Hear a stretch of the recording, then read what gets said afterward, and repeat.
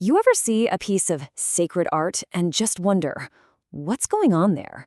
The hands, the way it's standing, all the different objects. What if I told you that's not just art, that it's actually a really sophisticated visual language? Well, today we're going to learn how to read it. Let's dive in and decode the incredible symbolism of Hindu iconology. Okay, take a look at this. Now, to some people, this might just be a statue. To others, maybe they'd call it an idol. But what we're really looking at here is a whole universe of symbols, a visual map of the cosmos and of consciousness itself. The real question is, how do we learn to read that map? So the very first step, and this one is huge, is we gotta get our vocabulary right. We need to shift our thinking from the word idol to the word icon. Because honestly, the words we use totally shape how we see things. And this is so important to understand. The word idol was often used by early missionaries as a way to put down what they saw as foreign worship. It was a demeaning term. The right word, the one used inside the tradition itself, is icon. You see, an icon isn't just a statue you worship blindly, it's a secret symbol that's meant to embody a spiritual truth. It's like a window you look through to contemplate something much, much bigger. I mean, think about it. Our entire world runs on symbols, right? We use numbers to talk about quantity, and we use letters and words to share these incredibly complex ideas. It's the exact same principle here. Hindu cosmology uses this rich language of symbols to express these huge, transcendent realities that are, frankly, way beyond our normal day-to-day understanding. An icon is where our physical world and that transcendent world meet. So that brings up a good question.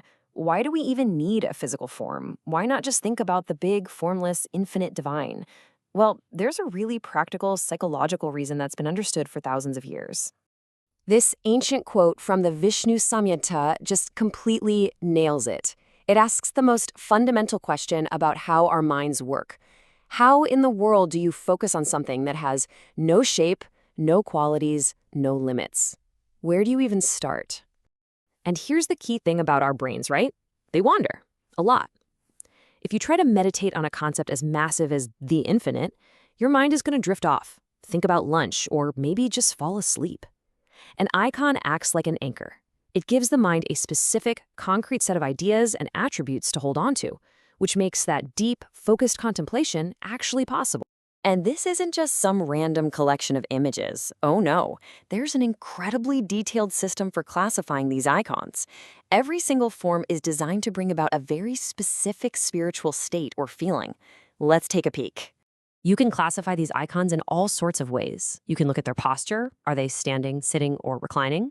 You can look at their temperament. Are they peaceful, heroic, or maybe even terrifying in a sort of awe-inspiring way?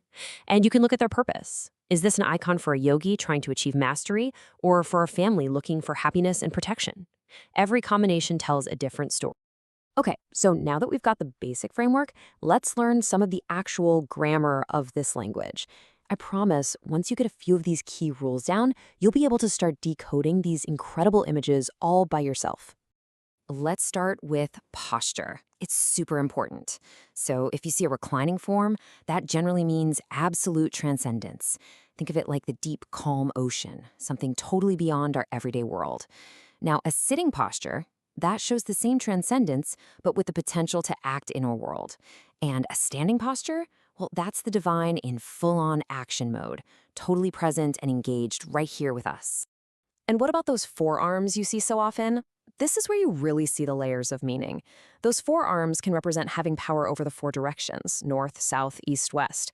Or they can symbolize the four main goals of human life: righteous living, material well-being, pleasure, and finally, spiritual liberation. See, every single detail is just packed with philosophy. All right, now let's zoom in on the hands. The gestures, or mudras, are a language all their own. This one here, with the palm raised and facing you, that's the Abhaya mudra. You've probably seen it before in lots of different places. It's a universal symbol that basically says, don't be afraid, you are protected, be at peace. It's incredibly powerful.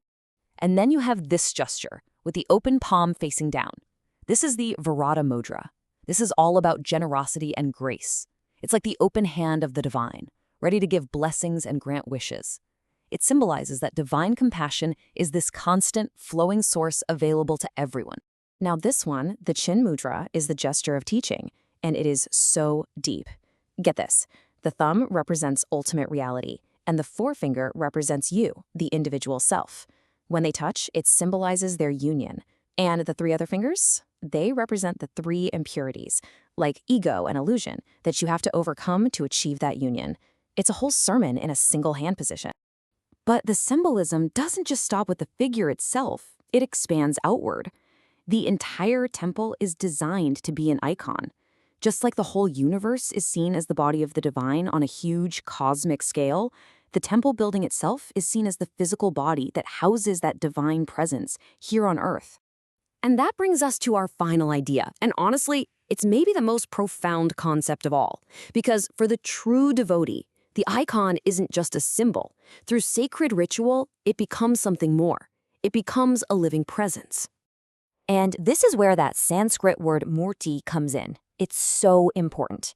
It doesn't just translate to image or statue. A much better translation is embodiment or materialization. This implies that the divine isn't just being represented here. It is actually taken on a tangible form. So how does that even happen? It's through a consecration ceremony, a special process of invocation where the divine essence is invited to come and be present in that icon. After that ritual, the murti isn't seen as just a piece of stone or metal anymore. It is considered a living entity, a focal point where the infinite, out of love, has made itself accessible for us. So an icon is a tool for focus, it's a map of the cosmos, and it's a living vessel for the divine. It's a language that's not just meant to be seen, but to be experienced. So the next time you see one, you'll know you're not just looking at a statue, you're looking at a story. And the only question is, what new stories will you start to see?